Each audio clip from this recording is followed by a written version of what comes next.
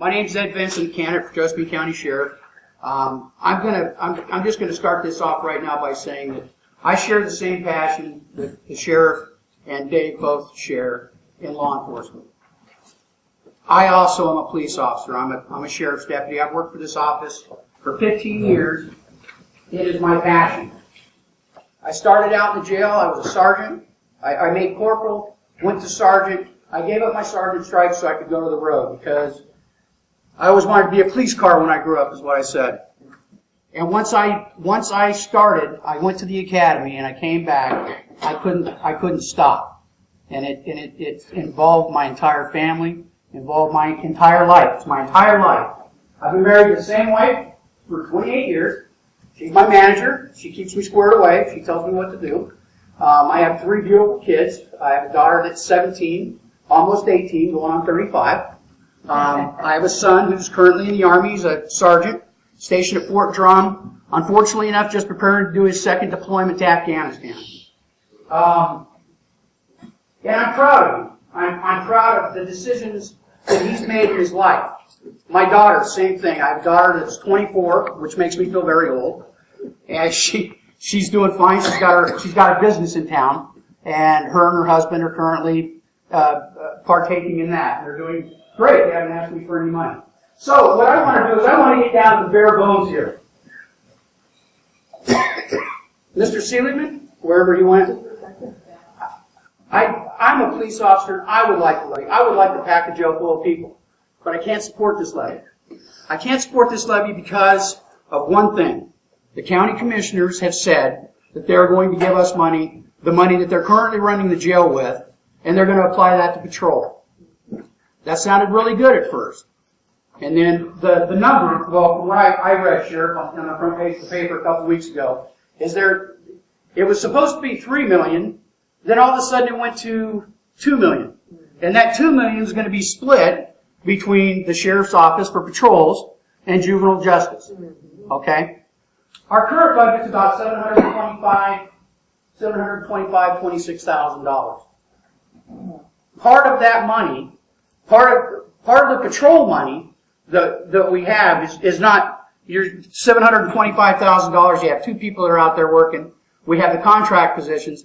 Definitely not enough. Correct? So $1 million is not going to cut it. So that to me is a patch. That's just patching a hole, if you will. The problem with not supporting the levy is a lot of people with me are upset because they do want to fill the jail. They do want people off the roads. They want the bad guy to stay home. Or they don't want the bad guy to stay home. They want the bad guy to go to jail. And unfortunately enough, even if the levy passes, we're not going to have the people that come out here in the county and take those bad people to jail. And I love the city folks. I love the people that went out and got all the signatures to get this on a ballot. And this would have been a great opportunity for them to work with the county commissioners and put numbers in that before they had it signed for. If they would have done that, then it would be legally binding.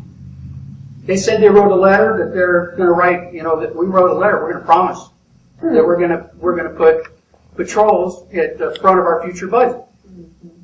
That's a promise. It's not legally binding. They could write that and put money in there, but we can't hold them accountable for that. I think the big problem that we have right now is we have a lack of communication. We have a lack of communication with our commissioners, where I think that needs to be open. We need to meet on the middle ground. We need to understand. We need to go in and talk to them. We can't send letters back and forth. I mean, the 2 buildings are less than a mile apart. I don't see why we can't sit down and talk and come to a plan on money. Because the last thing that I want to do is fight with people that are going to be providing money for my office.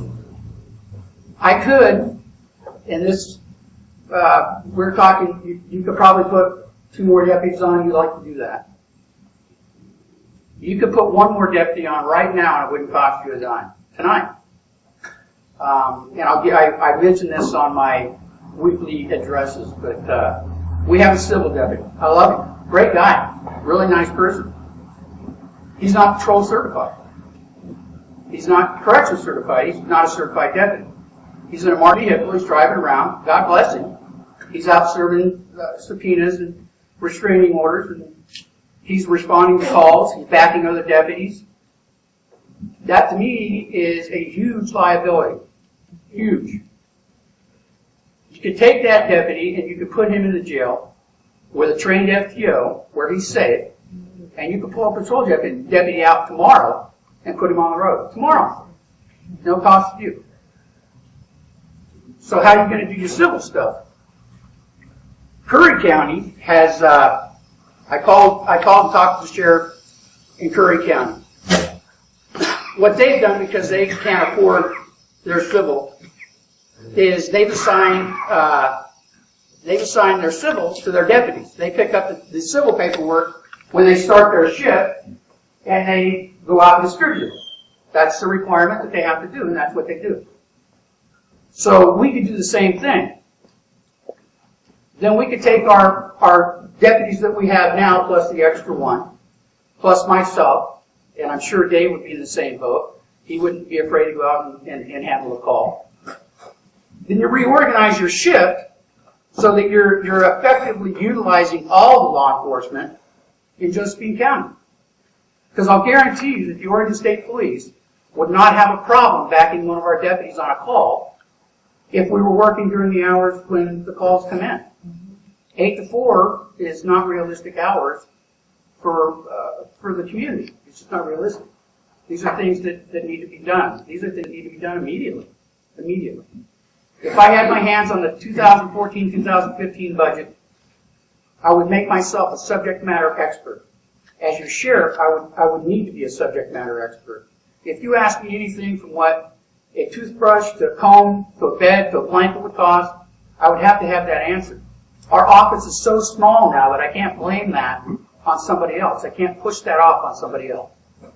I have other plans to save money for the office immediately, and I will implement those on the first day that I'm elected if I am elected. And I do want to be your sheriff. I want to be the next sheriff of Josephine County. You're at 3 minutes. Anybody have any questions, sir? Yeah, you talk about you don't want to fight with the commissioners. And you talk about earning our trust. And you want to save the county money. But let me ask you this. The last time you had a disagreement, you posted something on Facebook. And now you're suing the county. No, sir, I'm not suing the county. You don't have a lawsuit against the county? No, sir. I have an intent for tort against the county.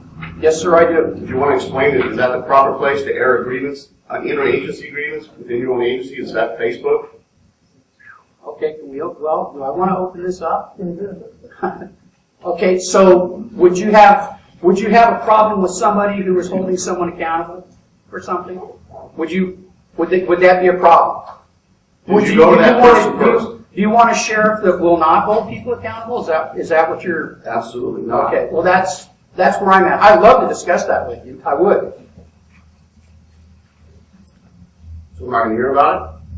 What specifically do you want to know? Well, is it appropriate to air that type of a problem in your own agency on Facebook? I didn't air it in my agency. I didn't air it on my agency website. You posted it on Facebook. Hold on, sir. You're a public official.